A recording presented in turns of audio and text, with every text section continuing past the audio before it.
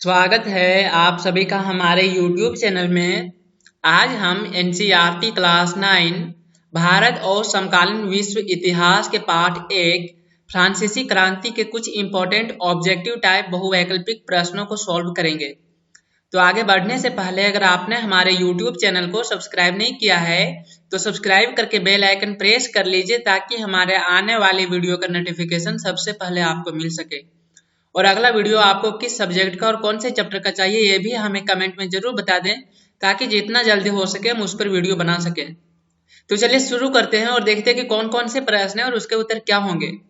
इसमें पहला प्रश्न है, फ्रांस की क्रांति कब हुई थी? 1689, 1789, 1889, 1947। इसका उत्तर है 1789। 1789 में फ्रांस में आजादी के लिए क्रांति हुई। इस समय फ्रांस पर लुई 16वां का शासन था। लुई 16वां निरंकुश और अत्याचारी शासक था। अगला प्रश्न है, लिब्रे क्या था? फ्रांस की मुद्रा, फ्रांस का झंडा, फ्रांस के राजमहल का नाम, फ्रांस के शासक का प्रधानमंत्री। इसका उत्तर है फ्रांस की मुद्रा। फ्रांस की मुद्रा को लिब्रे कहा जाता है।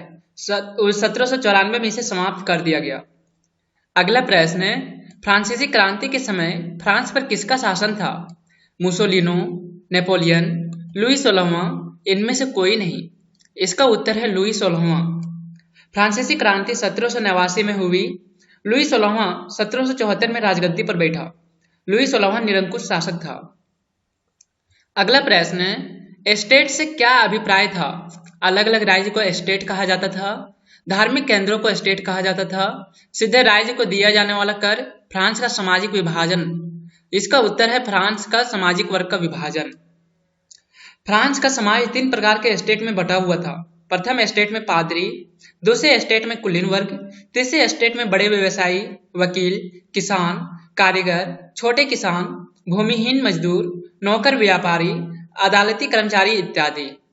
अगला प्रश्न है, द्वितीय एस्टेट में कौन लोग शामिल थे? पादरी, कुलीन वर्ग, व्यापारी, किसान। इसका उत्तर है कुलीन वर्ग।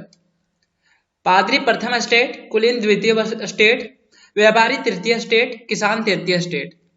अगला प्रश्न है, तृतीय स्टेट में इनमें से कौन सा वर्ग शामिल नहीं था? अदालती कर्मचारी, बड़े व्यवसायी, किसान, कुलीन वर्ग। इसका उत्तर है कुलीन वर्ग। अदालती कर्मचारी, बड़े व्यवसायी, किसान तृतीय स्टेट के अंतर्गत शामिल थे, जबकि कुलीन वर्ग जो अमीर और संपन्न वर्ग के अंतर्गत जाने जाते हैं द्वितीय स्टेट के अंतर्गत शामिल किए गए थे। अगला प्रश्न है, पादरी किस स्टेट के अंतर्गत शामिल था? प्रथम, द्वितीय, तृतीय, चतुर्थ। इसका उत्तर है प्रथम। चर्च का कामकाज देखने वाले को पादरी कहा जाता था। इस प्रकार पादरी प्रथम स्टेट के अंतर्गत शामिल था। अगला प्रश्न है, फ्रांसीसी समाज में कितने प्रतिशत जनसंख्या किसानों की थी?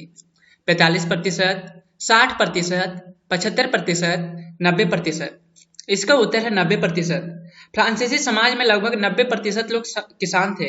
हालांकि 60% भूभाग पर कुलीन, पादरी और तृतीय स्टेट के अमीर लोगों का अधिकार था। अगला प्रश्न है, इनमें से किसी राज्य को दिया जाने वाला कर देने से छूट था? पादरी, बड़े व्यवसायी, वकील, छोटे किसान। इसका उत्तर है पादरी। प्रथम स्टेट के अंतर्गत पादरी और दूसरे स्टेट में शामिल कुलीन वर्ग के लोगों को कर से छूट मिली हुई थी, जबकि तृतीय स्टेट के अंतर्गत शामिल सभी को कर देना पड़ रहा था। अगला प्रश्न है, इनमें से कौन प्रत्यक्ष कर था? ताइद, टाइल, लिब्रे, एस्टेट। इसका उत्तर है टाइल।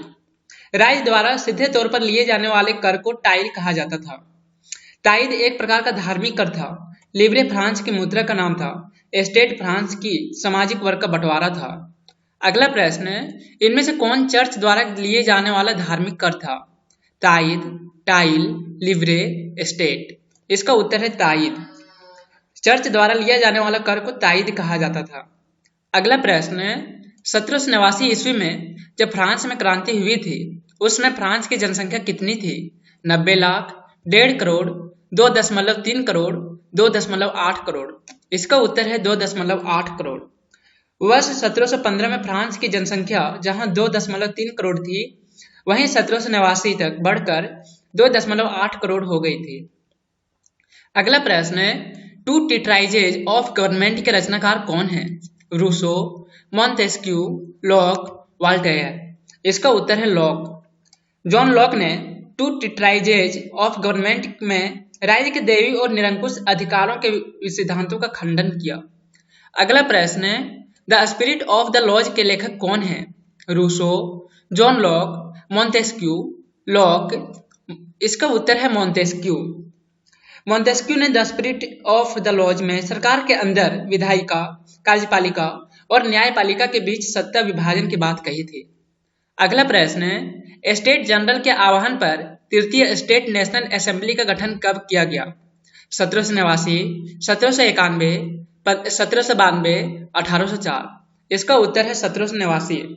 1789 में आह्वान पर तृतीय स्टेट नेशनल असेंबली का गठन 20 जून 1789 को किया गया। इसका नेतृत्व मिराबेओ और आबे-सिये ने किया था। इसी दौरान ग्रामीण क्षेत्रों में किसानों का विद्रोह हुआ। 14 जुलाई को बास्तिल पूर्व क्रांतिकारियों ने हमला किया और कैदियों को जेल से मुक्त कर दिया। तब से 14 जुलाई को फ्रांस का राष्ट्रीय दिवस के रूप में मनाया जाता है। अगला प्रश्न है, सम्राट की शक्तियों पर अंकुश लगाने और सभी मनुष्य को मूलभूत अधिकार प्राप्त करने के लिए फ्रांस में संविधान कब बना? 1789, 1791, 1792, 1804। इसका उत्तर है 1791। 1789 में स्टेट जनरल के आह्वान पर तीसरे स्टेट नेशनल असेंबली का गठन किया गया। इस असेंबली का नेतृत्व मिराबेओ और आबे-सिये ने किया था, जिसका मुख्य लक्ष्य था संविधान तैयार करना, जो 1791 में पूरा हुआ। अगला प्रश्न है, फ्रांस गणराज्य कब बना? 1789, 1793, 1791, 1792। इसका उत्तर है 1792। 1789 में हुए क्रांति का इतना प्रभाव पड़ा कि 1791 में फ्रांस में संविधान बना। 1792 में फ्रांस गणराज्य घोषित हुआ। 1793 में लुई 16वें को फांसी दी गई। अगला प्रश्न है, नेपोलियन फ्रांस का सम्राट कब बना? 1792, 1793, 1804, 1815। इसका उत्तर है 1804। 1792 में जब फ्रांस का गणराज्य घोषित हुआ और 1793 में लुई 16वां को फांसी दिया गया, तत्पश्चात क्रूर शासक रोबेस्पियर को भी 1793 में गिलोटिन पर चढ़ा दिया गया। उसके बाद फ्रांस पर बाहरी राज्यों के हस्तक्षेप के कारण फ्रांस को युद्ध में शामिल होना पड़ा। अंततः सत्ता नेपोलियन के हाथों में आ गई। उन्होंने 1804 में स्वयं को फ्रांस का सम्राट घोषित किया। नेपोलियन को आधुनिक फ्रांस के निर्माता के रूप में भी जाना जाता है। अगला प्रश्न है, वाटरलू की लड़ाई कब हुई थी? 1804 ईस्वी, 1809, 1815, 1821। इसका उत्तर है 1815। 18 जून 1815 को फ्रांस के सम्राट नेपोलियन की सेना का सामना ब्रिटेन, रूस, प्रसा, ऑस्ट्रिया और हंगरी की संयुक्त सेना से हुई। अंततः नेपोलियन की हार हुई। अगला प्रश्न है, द सोशल कॉन्ट्रैक्ट नामक पुस्तक किसने लिखी? Rousseau, Montesquieu, Voltaire, Locke. इसका उत्तर है रूसो।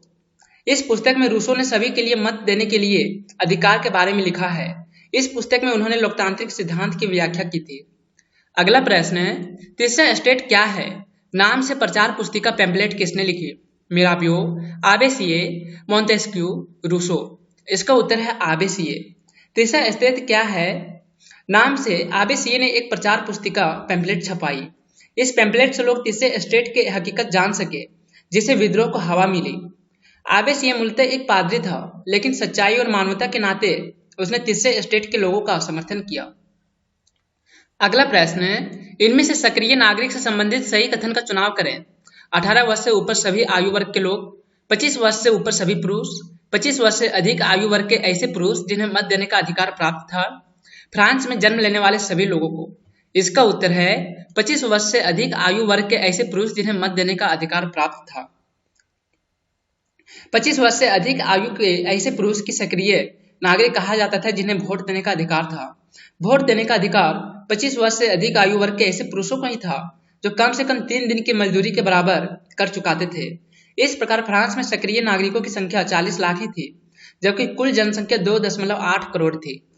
अगला प्रश्न है, जैकोबिन क्लब क्या था? अमीर सामंतों का जुआ खेलने का अड्डा, पादरियों की सामूहिक चर्चा स्थल, 60 वर्ष से अधिक आयु वर्ग के लोगों का आश्रम, छोटे दुकानदार और कारीगरों का क्लब। इसका उत्तर है छोटे दुकानदार और कारीगरों का क्लब। जैकोबिन क्लब के सदस्य मुख्यतः समाज के गरीब वर्ग से थे। इसमें लोग दुकानदार और कारीगर जैसे जूता बनाने वाला, पेस्ट्री बनाने वाला, घड़ी साज, सफाई करने वाला, नौकर, बिहारी मजदूर आदि शामिल थे। अगला प्रश्न है, लुई 16वां के पतन के बाद छोटे दुकानदारों और कारीगर के नेता कौन थे? Voltaire, Rousseau, Maximilien Robespierre, John Locke. इसका उत्तर है मैक्समिलियन रॉबेस्पियर। 1793 से 1794 के बीच के कार्यकाल को फ्रांस में आतंक का राज्य के नाम से जाना जाता है। रॉबेस्पियर के नियंत्रण और दंड की नीति अपनाई।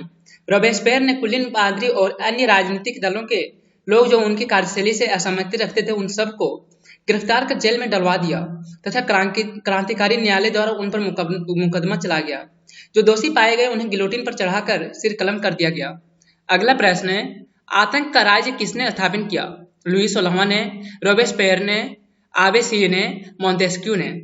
इसका उत्तर है रॉबेस्पियर ने।